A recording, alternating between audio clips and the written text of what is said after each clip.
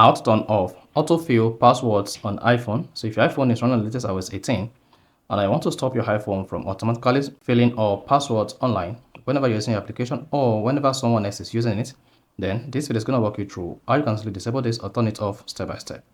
So if at the end of this you found this offer informative, please don't forget to like and then subscribe. Now all you need to do to turn off autofill passwords on iPhone is go ahead and open the settings app on your iPhone and make sure your iPhone is running on iOS 18. Now scroll down, click on apps. On the apps page, scroll down until you get to passwords. So just keep scrolling until you get to passwords. Then click on it. Once you click on passwords, scroll down the password settings page and click on view autofill settings.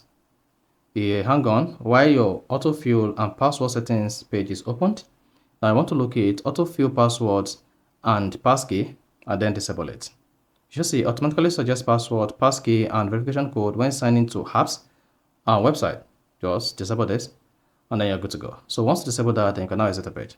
Henceforth, your iPhone will not automatically fill password or passkey online while using it. So that is basically how to turn off autofill passwords on iPhone. So if you found this offer informative, please don't forget to like and then subscribe.